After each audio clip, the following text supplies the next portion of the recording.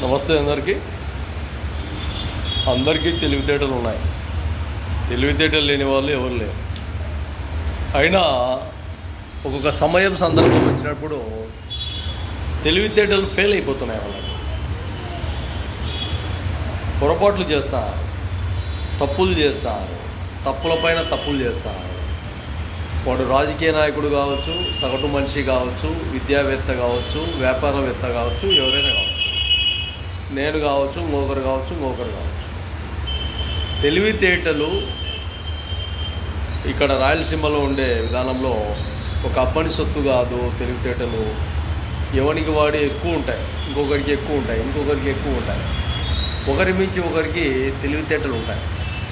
ఈ తెలివితేటలను సమయానికి, సందర్భానికి మంచి ఉపాయంతో ఆలోచన చేసి ఎక్కడైనా కానీ సమస్యాత్మకమైన కానీ సమస్యలు కానీ ఎక్కడ ఏ విషయాలలో కానీ పరిష్కారం చేసే మార్గాలలో ముందుండాలి.